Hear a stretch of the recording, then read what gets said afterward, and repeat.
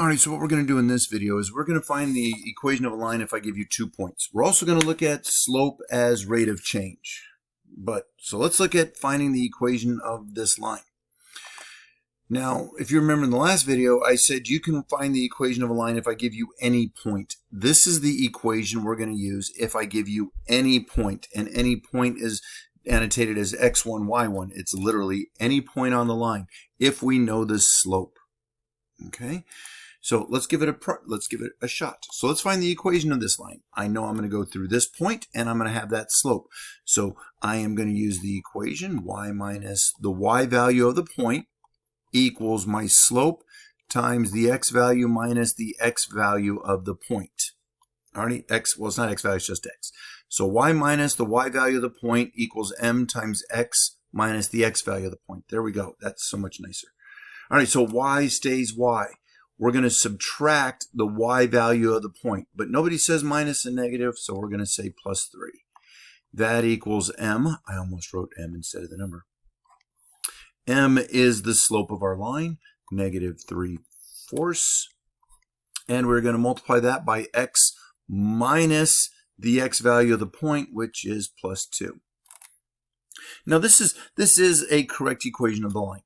But let's go ahead and make it into a little nicer form. Because on this one we just see slope, let's see if we can get y-intercept. So here's my point slope form. Now let's get y by itself. To get y by itself, I'm going to distribute negative 3/4 into my parentheses. So that's going to give me negative 3/4 x minus 3/2. I'm going to leave it as fractions until we get to the very end.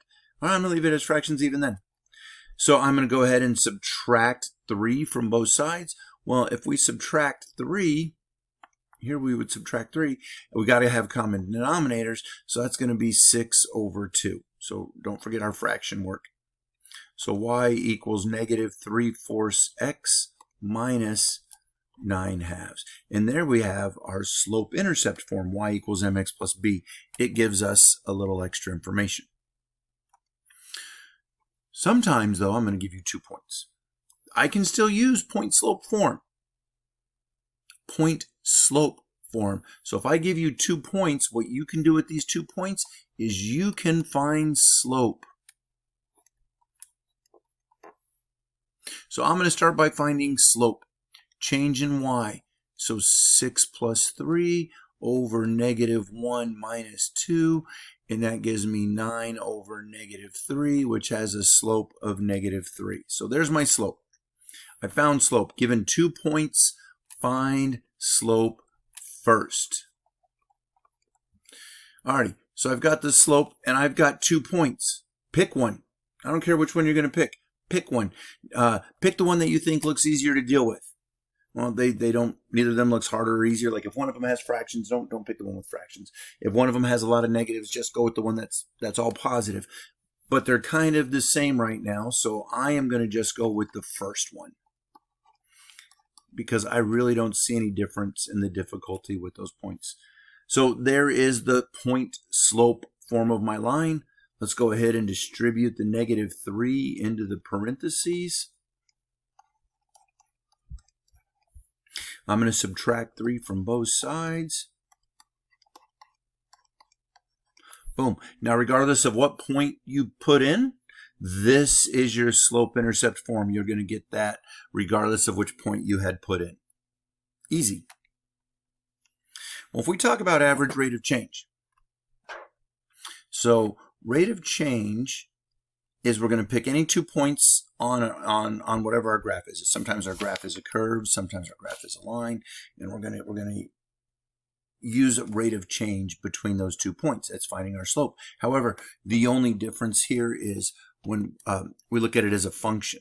So f of b minus f of 1. Well, remember, f means it's a function. So we're still looking at the change in y over the change in x. Okay, so it's still our regular slope form.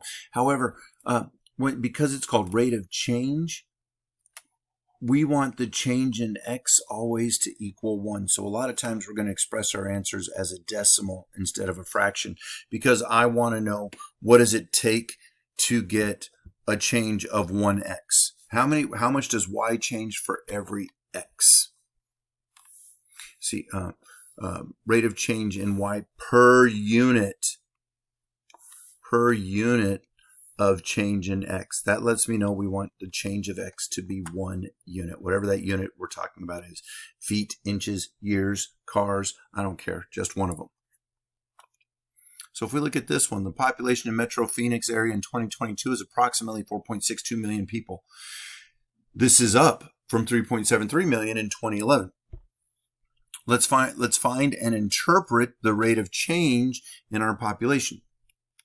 If we assume a linear relationship, what would the projected population be in the year 2030?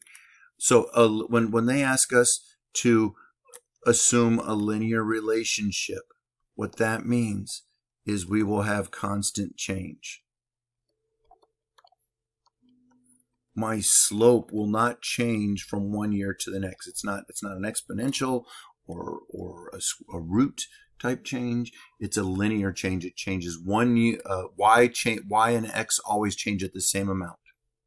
Y changes at the same amount of every y. X changes at the same amount as every x. Y and x aren't changing at the same values, but they are changing at the same rate, if that makes sense.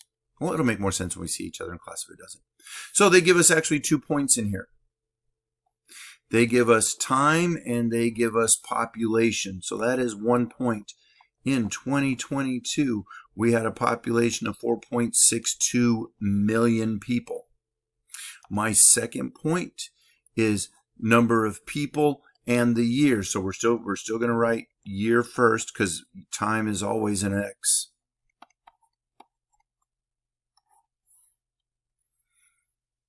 Boom. And we're looking for the change in population. That lets me know y needs to be my population. So when I'm going to go ahead and now in the past I've always done y2 minus y1. It doesn't matter which one you put first, which one you put second, as long as you always go in the same order. Same order. So I'm going to do 4.62 minus 3.73 over, since I started with 4.62, I need to start with 2022 minus 2011.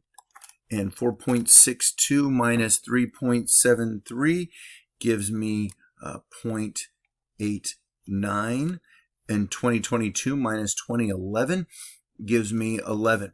What this means is in 11 years, my population has changed by 0.89 million, or 890,000. Well, rate of change is I don't want an 11. So there's my population. I don't want 11 years on the bottom, I want 1 year. So I'm going to bang this into the calculator and find, if I do 0.89 divided by 11, what do we get? And we get about 0.0809. And that is people in millions per year. So what does my rate of change mean? Well, we're going to take that 0.0809 and we're going to multiply it by 1 million because that's how we're measuring. Right here it says in the millions. And that gives me 80,900 people per year increase. So our population increased over that time frame by 80,900 people every year. Perfect. Now the next part says if we assume that this rate of change is constant, that it always increases 80,900 people for every year, what is my population in 2030? Well, I am going to use point slope form because what I am asking is, in 2030, what is my y value?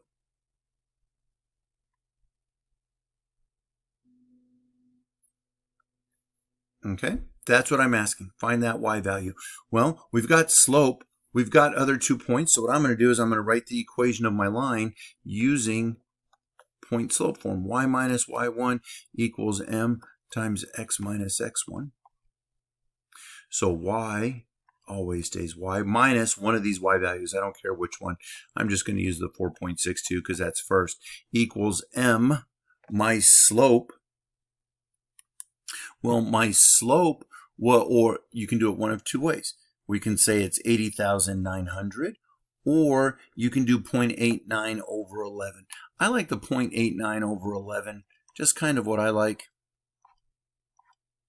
times x minus the x value I got for that point, 2022. Now, but this is what's really cool. I know what the new x is. My new x right here is 2030. So I'm not going to say x because I know what time value I'm looking for. I'm looking for 2030. So y minus 4.62 million equals 0.89 over 11 times 8. So in 8 years from now, what's our population going to be? So y minus 4.62 equals, when I plug this into my calculator, it gave me a fraction back, 178 over 276. Add 4.62 million to both sides. And remember, this is in millions. So y is going to be about 5.27 million people living in our beautiful Valley of the Sun. Boom.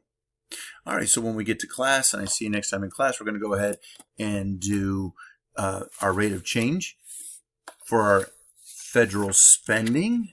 And if you have any questions over rate of change and point slope form, please let me know, and I'll see you when I see you.